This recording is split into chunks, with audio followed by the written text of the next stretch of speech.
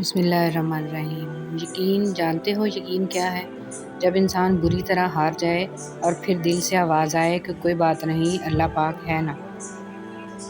اللہ کو بتایا کریں اپنے دل کی کیفیت، اسے بتایا کریں کہ آپ کیا محسوس کر رہے ہیں، کتنی تکلیف میں ہیں۔ اب یقین کریں وہ بہت پیار سے سنے گا اور اس کے سامنے رو لینے سے ہی آپ کے دل میں سکون اترے گا۔ بے شک وہ دلوں کا ہمراز ہے۔ بانو قدسیہ کہتی تھیں، ہم سفر خوبصورت نہیں بلکہ مخلص ہونا چاہیے۔ جس کو مخلص انسان مل جائے وہ دنیا کا سب سے امیر ترین انسان ہے۔ تھک گئے ہو دیکھو پریشان مت ہونا، وہ اپنے بندے کو مسلسل تکلیف میں نہیں رکھتا، راحتیں جلد نصیب ہوں گی انشاءاللہ۔ موت کا فرشتہ۔ کچھ لوگ اپنے آپ کو فرشتہ صفت سمجھتے ہیں اور وہ ہوتے بھی ہیں، لیکن ان کی صفت عزرائیل جیسی ہوتی ہے، یعنی موت کا فرشتہ۔ دو لوگ، ایسا لگتا ہے جیسے میرے اندر دو لوگ ہیں، ایک وہ جو پوری دنیا کو دیکھنا چاہتا ہے اور دوسرا وہ جو اپنا کمرہ چھوڑنا نہیں چاہتا۔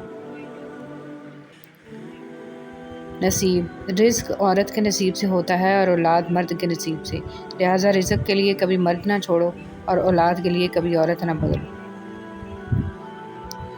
خوبصورت عمل انسان کی شخصیت بدل دیتا ہے اور خوبصورت اخلاق انسان کی زندگی۔ بہت آسان ہے نیکیاں کرنا، اصل کام ہے نیکیوں کو سنبھال کے رکھنا۔ ریاکاری، غیبت، چغل خوری سے یہ سب خراب ہو جائیں گی۔ عاجزی میں کامیابی، تکبر میں ناکامی، سچ میں خوشی، جھوٹ میں پریشانی، صبر میں برکت، غصے میں نقصان، گناہ میں بیماری اور استغفار میں شفا ہے۔ حضرت علی رضی اللہ تعالیٰ عنہ نے فرمایا، انسان مایوس اور پریشان تب ہوتا ہے جب وہ اپنے اللہ کو راضی کرنے کی بجائے لوگوں کو راضی کرنے میں لگ جاتا ہے۔ حضرت علی رضی اللہ تعالیٰ عنہ نے ارشاد فرمایا، جو لوگ برداشت کرتے ہیں ان کے ساتھ اٹھا بیٹھا کرو، اس طرح تمہاری قوت برداشت بڑھے گی۔ حضرت علی رضی اللہ تعالیٰ عنہ نے ارشاد فرمایا، جس خواہش کو تم اللہ کی رضا کے لیے رد کر دیتے ہو، اسی خواہش پر راضی ہو کر اسے تمہارا مقدر بنا دیتا ہے۔ اے اللہ ہمارے گناہ بخش دے، ہمارے کام آسان کر دے اور ہمارے رزق میں برکت دے۔ اللہ کی تعریف کرتے رہو، یہ اس سے بہتر ہے کہ تم کسی کی غیبت میں وقت گزارو۔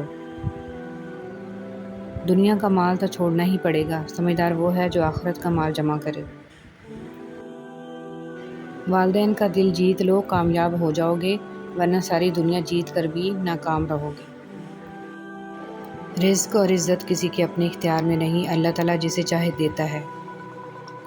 ہماری بری عادتوں میں سے ایک بری عادت ہے کہ اپنے مطلب کی بات دماغ میں بٹھا کر دماغ کو تالا لگا کر چابی نگل لیتے ہیں اور کچھ بھی سمجھنے سے عاری ہو جاتے ہیں، پھر چاہے وہ سمجھنا ہمارے لیے کتنا ہی ضروری کیوں نہ ہو۔ ہم نہیں سمجھتے ہیں کہ کہیں کسی کی بات مان لینے سے ہماری انا کو شکست نہ ہو جائے، کیونکہ بعض اوقات ہماری انا ہمارے ایمان سے بھی اوپر چلی جاتی ہے۔ کسی نے کیا خوب کہا ہے، کیوں نہ تماشا ہو جب انا بے تحاشا ہو۔ رسول صلی اللہ علیہ وسلم نے فرمایا، اللہ تعالیٰ فرماتے ہیں، میرے ذکر کے لیے وقت نکالو، میں تمہارے کاموں میں برکت عطا کروں گا، ورنہ دنیاوی کاموں کی کثرت تم پر اس قدر مسلط کر دوں گا کہ تمہیں فرصت ہی نہیں ہوگی اور سکون سے محروم رہو گے۔ میں کتنا ہی طاقتور بن جاؤں لیکن ہر شام کو زندگی کا ایک دن کم ہو جاتا ہے اور میں اس کو روک بھی نہیں سکتا۔ وہ میرا اللہ اتنا مہربان ہے کہ نئی صبح دے کر پھر مہلت دے دیتا ہے کہ شاید میرا بندہ توبہ کر لے اور میں اس کو بخش دوں۔ انسان کو ایک چیز پر قدرت ملے مگر توفیق نہ ملے، یہ اصل محرومیت ہے۔